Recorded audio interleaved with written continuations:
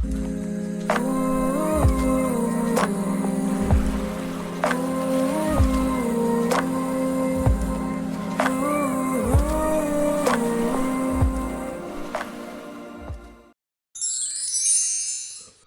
my name's Dan, and this video is one in a series of videos I'm doing about resources uh, and use of resources as a game mechanic in game design, which is part of a larger suite of videos about game design concepts and issues.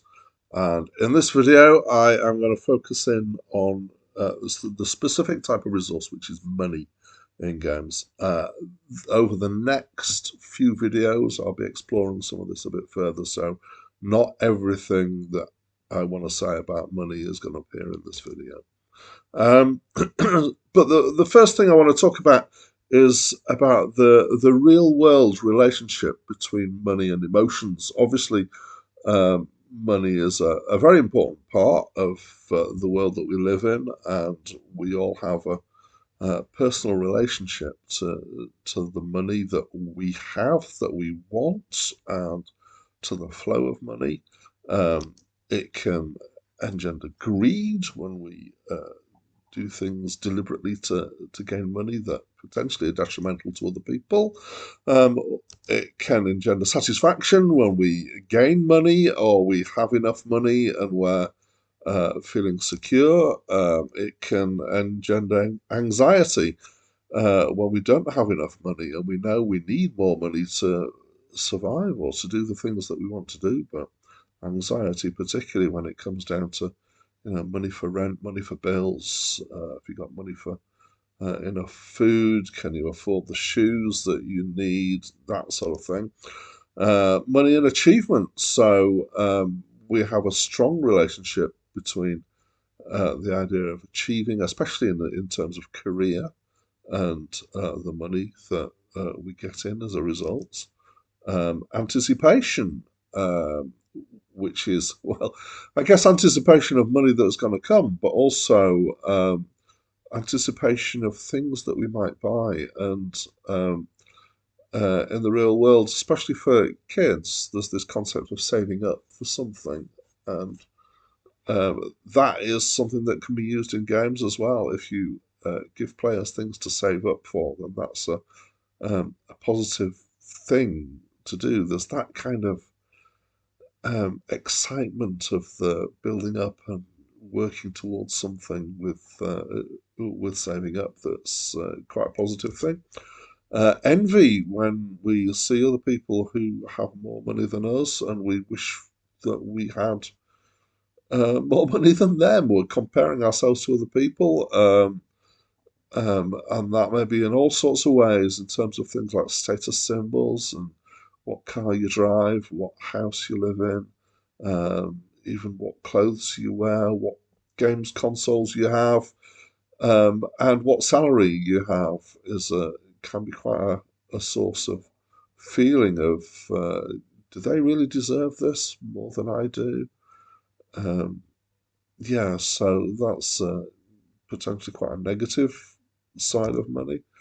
Guilt. There are at least two ways of feeling guilty in terms of money. One of which is feeling guilty that we don't have enough money um, to have the things that we want, or to have the things that people around us seem to have, or uh, more poignantly, to provide for the people that are our dependents. And then there's the opposite side, which is guilt of having too much money when you see people around you who, or in other parts of the world, who are desperate and were comfortable. That can engender guilt.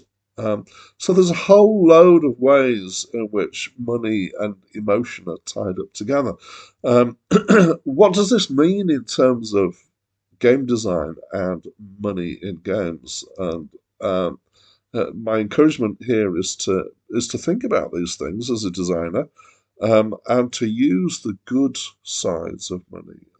There's a real opportunity in games where what you're doing in a game has usually not a huge amount of impact on real life, where you can use the good side of money and the ideas of rewards, satisfaction, saving up, um, uh, achievement, these kind of things, and uh, steer away from some of the bad side of things.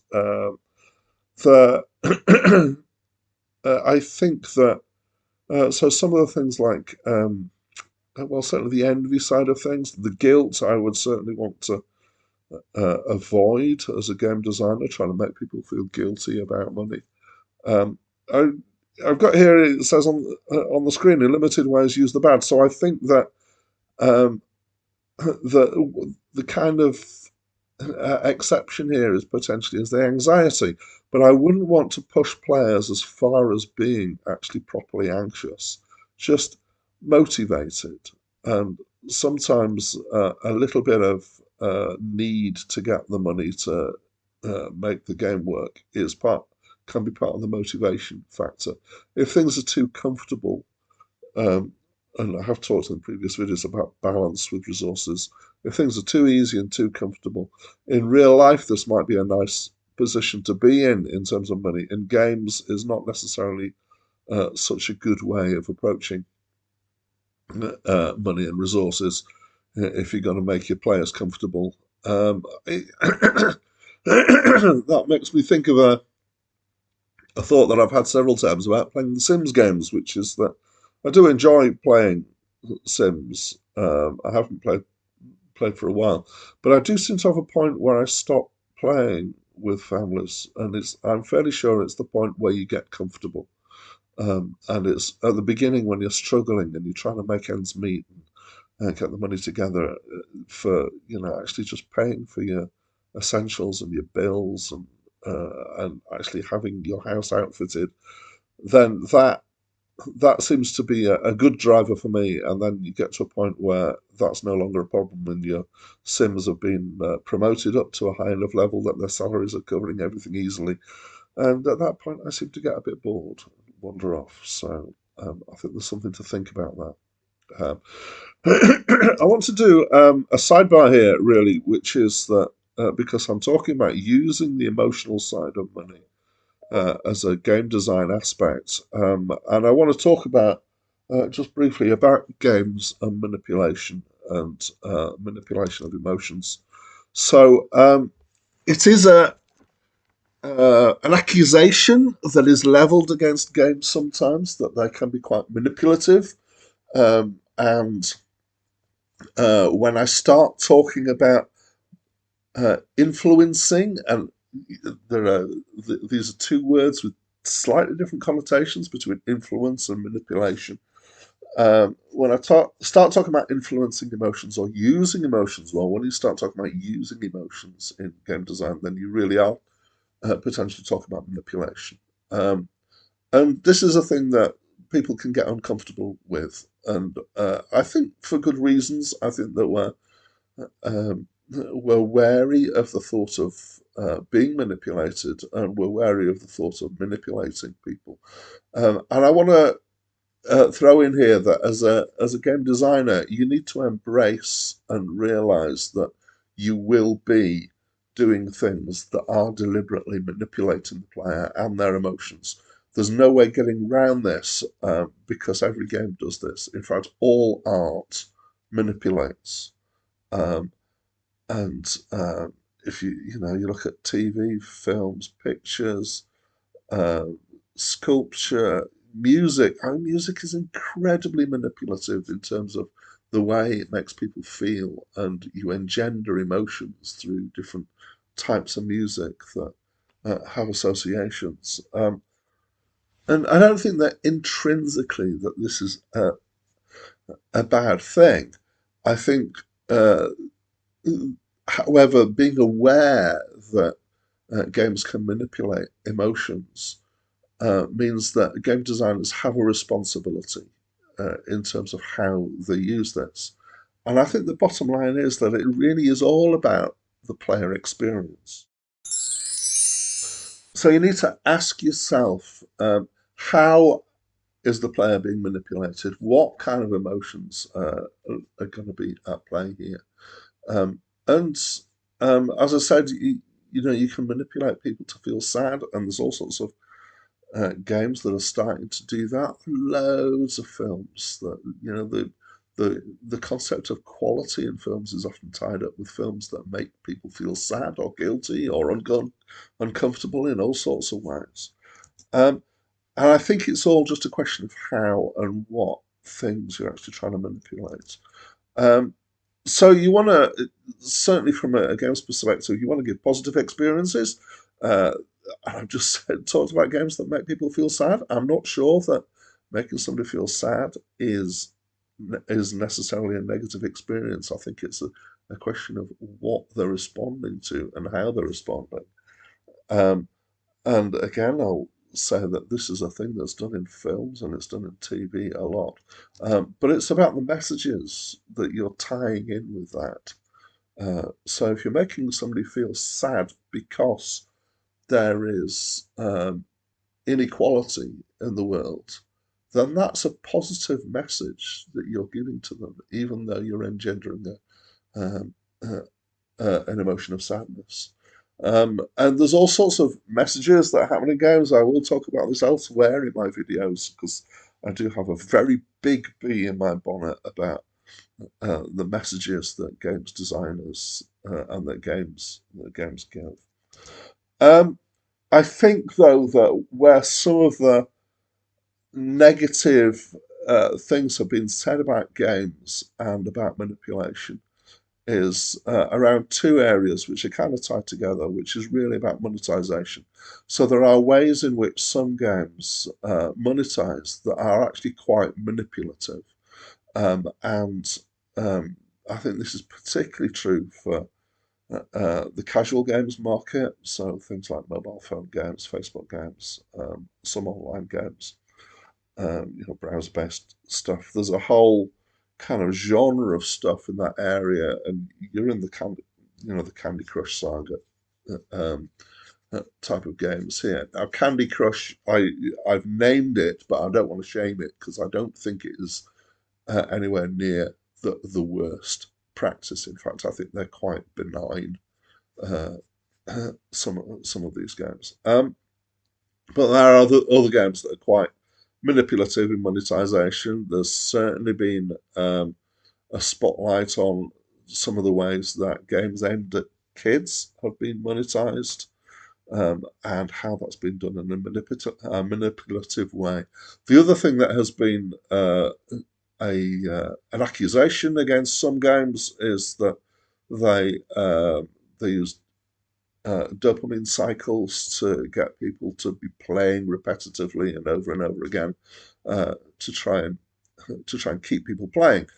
I feel a little bit differently about that in the sense of when somebody says games are designed to make people keep playing, and my my response is generally, well, duh, isn't that the point of a game to some extent? Is to give people positive experiences and positive feedback, and if they're enjoying themselves, then that's great. However, um, there is an area of game addiction, and I think that game designers, similarly to all these other responsibilities, have a responsibility about around game addiction, which is to create games that don't intrinsically engender addictive or problematic playing behaviour. And this is really the subject of a video in its own right, so maybe that will come in some point in time. Another thing to remember when you're doing anything that's manipulative in games is that some people are more vulnerable than others, and you may gauge how manipulative something is by your own personal experiences. But as a game designer, always you need to remember that you are not all players and that there are different players. So classically, as a generalization, kids are more easily manipulated than adults, but there are adults who are also vulnerable to manipulation for various reasons. It may be incidents in their past, it may be to do with the way their mental setup is, or whatever. Okay, I'm going to move on. That was a sidebar, and I got quite distracted. Let's talk about currencies. So, in your game, if you're going to have money, then you are fairly obviously going to have at least one currency. And some games have more than one. And there's a special case for games that use one to monetize. I'll talk about that in further videos coming up. Let's just focus on the idea of a main currency in the game. And so the first question is, are you going to use real world currency? Are you going to use, I guess the classic one is American dollars, because America rules the world, of course. Um, and there is a good case for using this if your game is uh, based in some kind of concept of reality. However, if your game is set in the far future, or set in a sci-fi world or a fantasy world, you might be making up your own currency, even if it's kind of meant to be fairly realistic. So I've I mentioned The Sims before, and The Sims use this currency simoleons, and this is fine. Making up your own currency is an entirely legitimate thing to do. You make your choices as a designer depending on what you what you want your game to do. You might have denominations. There's a lot of games that don't have currency denominations in them, but some do. A classic fantasy one is the idea of one gold is 100 silver and one silver is 100 copper, um, which is so prevalent in so many RPG systems. There's just a kind of question of, if it ain't broke, then why fix it? But you might want to bend or change the expectations there. Why you'd ever do sort of one gold equals 99 silver, I have no idea. Um, I guess there'd kind of be a legitimate thing if you had a very digital based computery world to have a denomination where one high thing equals 1024 low things, using uh, multi multiple powers of two, which I don't think I've actually ever seen in a game. That's an interesting thought. Okay. And then along with your currency comes the prices. And so what are the prices you're going to set for items? And prices are relative. So uh, basically what I'm saying is that if you've got an item in the world, a loaf of bread, and what's a loaf of bread in terms of your currency? So this is entirely up to you to some extent. And if you've got currency that acts um, a bit like kind of in a medieval world, then maybe a loaf of bread is, I don't know, 2 pennies. And maybe you're in the kind of level of currency where actually, as you advance through the world, it's going to be, you're halfway through the game before you see your first gold coin, because gold coins are a really big deal. Or on the other end of the spectrum, you might be in some kind of tycoon game where all the money you're dealing with is in terms of thousands or millions of whatever it is that your currency is, and a loaf of bread might be worth one um, fantasy game dollar, or whatever it is you're using. So prices only become meaningful as soon as they get set in terms of uh, relative to other things, in terms of the rewards that player gets, in terms of the costs of things. Are you going to have one stable and widespread currency in your world? So this depends to some extent. This question only comes into play if you have any kind of, I guess, reasonably large open world setting. If you're doing some kind of uh, management sim game, this really isn't a question, I guess. But once you're in, say, something like Skyrim, um, a large RPG setting, are all your different regions going to be using the same currency? And it's a standard thing in games to say, well, yeah, of course. Of course, everybody in my world speaks the same language and uses the same currency. Why not? And I, I guess from a game design perspective, the question is, why not? Why would you do anything otherwise? And the only good answer to that is if you were doing it deliberately for some gameplay effect. So you could end up with the idea of multiple localized relative currencies. You could build in um, currency fluctuations if you wanted to. Immediately you do that, you will find that there will be players who try to use that to their advantage to gain money, because that's what people do in the real world. You know that once you get currency fluctuations, you can move money around and gain money without any real worth backing it, which is an interesting thing that happens.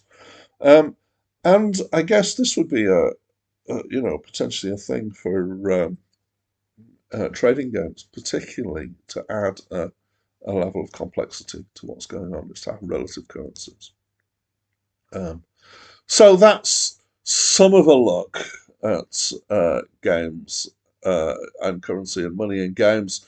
In the next video, I'm going to be talking about economies in games, which is a kind of deeper look at the same thing, but how the interplay of money is. I do, at this point, just want to mention again the concept of sources and sinks. And when you're designing money systems in games, so this is kind of just in case you haven't watched the previous videos in the series, you might just have ducked into this one. When you're designing anything to do with money in games, it's a really good idea to think about what are the sources of money for the player, what are the sinks of money for the player, but also when you start thinking about the game as a whole and the money that is floating around in the game, depending on how you do your economies, you might need to think about what are the sources of money and the sinks of money in the world, because those two ends of the equation effectively are the ways that you're going to manage the balance of your money. So, as I promised in the next video, I'm going to talk about economies in games. However, I'm going to say the thing that I always say, which is that's it from me for now.